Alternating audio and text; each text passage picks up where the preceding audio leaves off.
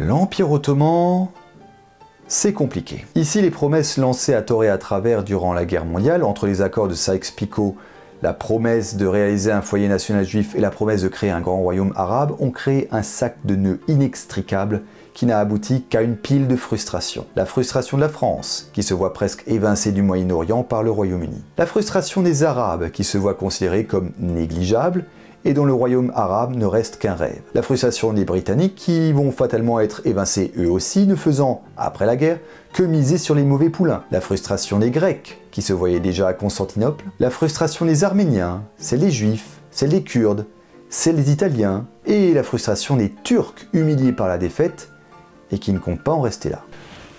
Ah, t'es rentré.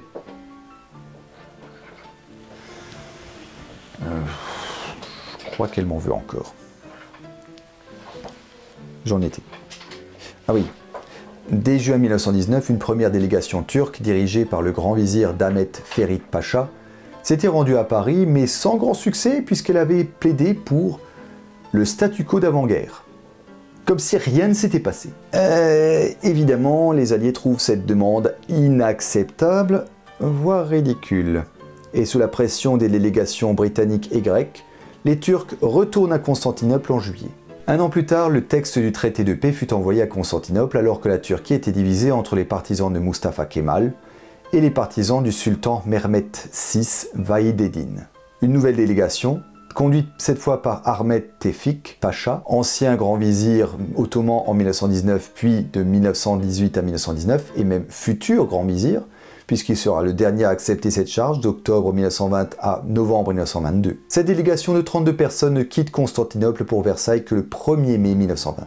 Les conditions de paix communiquées à la délégation turque le 11 mai sont, sans grande surprise, refusées par la délégation qui refuse de signer.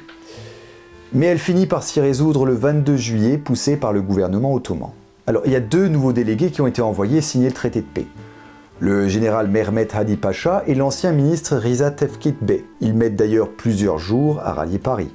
Ce qui retarde plusieurs fois la signature du traité de paix qui n'est finalement signé que le 10 août 1920, presque 2 ans après la fin des combats de la Première Guerre mondiale au Moyen-Orient. Le même jour, à 13h en Turquie, tout s'arrête pendant 5 minutes, en signe de deuil. Je pense que je ne surprendrai personne si je vous dis que toutes les contre-propositions ottomanes ont été rejetées par les Alliés. L'armée turque, réduite à 50 000 soldats maximum, est essentiellement dévolue au maintien de l'ordre.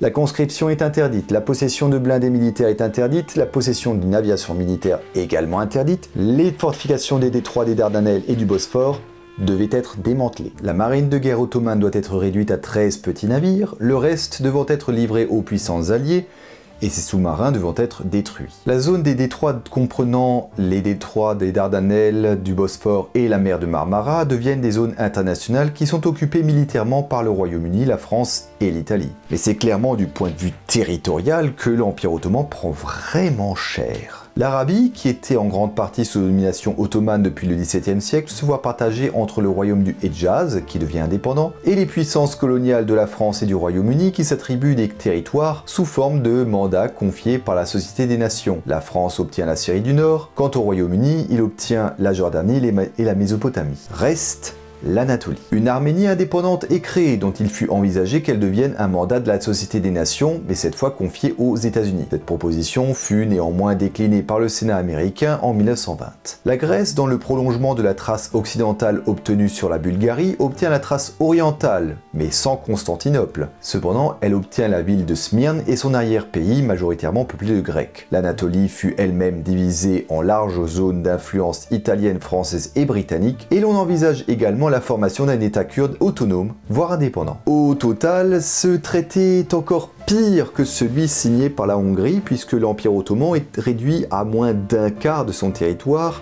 de 1914. Il ne reste plus grand-chose de l'Empire à cet instant. Mais autant le traité de Sèvres a eu un impact décisif sur le devenir de la Turquie, autant il a très rapidement été rendu caduc par l'évolution de la politique intérieure turque, car jamais vraiment appliqué. Si effectivement Constantinople se met en deuil le 10 août, date de la signature du traité, cette capitulation du sultan et de son gouvernement face aux puissances alliées a écœuré bon nombre de Turcs qui se sont mis à adhérer en masse à la rébellion menée par Mustafa Kemal, général de l'Empire ottoman entré en rébellion contre le sultan Mehmed VI. Kemal va s'employer à renverser la situation, commençant par écraser l'Arménie avec l'aide des Russes bolcheviques avant de se retourner contre la France qui, même si la France a vaincu sur le terrain, a fini par rendre la Cilicie à la Turquie, tentant ainsi de jouer la carte de Mustafa Kemal contre les Britanniques. Mais ce sont les Grecs qui furent les adversaires les plus coriaces de Mustafa Kemal. Ils ont occupé Smyrne dès mai 1919 et ils poussèrent leurs armées jusqu'à 50 km à peine d'Ankara, capitale du gouvernement turc de Mustafa Kemal. Mais ce dernier finit par l'emporter dans une série de victoires qui jetèrent les armées grecques à la mer. Il se tourna ensuite contre les Britanniques qui, ne pouvant obtenir le soutien de ses dominions pour contrer l'avance turque, renonça à rester à Constantinople alors que les derniers vestiges de l'Empire ottoman furent balayés. La Turquie a de ce fait imposé de revenir à la table des négociations qui aboutiront au traité de paix de Lausanne de juillet 1923, bien plus favorable à la Turquie que le traité de Sèvres. Que de traités! Et nous y jetterons un regard plus global dans une conclusion que je donnerai au prochain épisode.